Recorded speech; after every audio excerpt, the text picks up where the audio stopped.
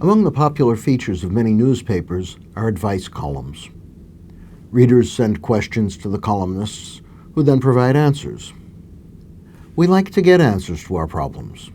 If someone's able to suggest a quick fix to them, we're happy.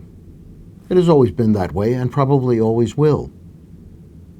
Various people came to John the Baptizer in the desert to get advice. He gave it. He told the crowd in general to share. He told tax collectors, a notoriously corrupt group in his time, to be honest. He told soldiers to not abuse their power by abusing people. We're not told how they reacted to John's advice, but since group after group asked for it, we can assume that folks liked what he had to say. We can be less sure that they actually followed it. My own experience of giving and receiving advice makes me suspect that they did not. Apparently, the people who heard John were looking for something other than advice. Otherwise, they would have followed it, and the world would be a different place. Equally apparent is the fact that I am not really looking for advice, though I may listen to talks, read books, and scan articles, which I then ignore. I have some other desire, a desire symbolized by my hopeful search for good advice. What are we really looking for? Answers or an answer? Occasionally, we see signs or hear people who say, Jesus is the answer. The irreverent comeback is, of course, what's the question? Well, what is the question? What am I looking for? What is the desire? I think it is a special kind of relationship. Perhaps that is the real meaning of those Jesus is the answer declarations. John offered advice. The one who came after, who was mightier than John, seldom offered advice. Frequently, we see him ignoring requests for advice. Instead, he invites people to a new kind of relationship with God and other people. A common question at this time of year is, what do you want for Christmas?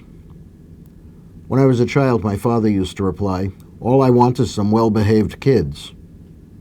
We always found it easier to give him a necktie.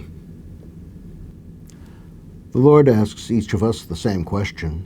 What do you want for Christmas?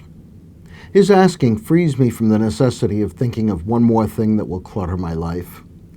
I can turn to him and say, Lord, all I want is to know you, to know how close to me you are, how much you love me. It's a cliché in Advent and Christmas time to mouth wishes for world peace. But the Lord does not even offer that. What he offers is himself. If we really accept that gift, we will find peace. The acceptance is the key. When John offered advice, people could accept it or reject it and carry on with their lives.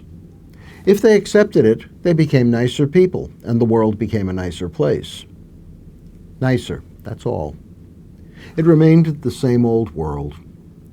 If we become nicer, the world would still be the same old world. The Lord comes to clear it all away. His winnowing fan is in his hand to clear his threshing floor. The Lord offers something totally new, totally different. He offers a world where advice is not needed, where our baptism in the Holy Spirit and in fire will make of us a new creation. What we really want has already been given us. We do not have to wait until Christmas Day to receive it. We do not have to wait until we start following all the good advice we have received. We can spend our lives looking for John the Baptizer, looking for the right advice, the right rules, the right morality by which to live. Or we can accept the Christmas gift offered us at every moment, the loving presence of Jesus Christ the Lord.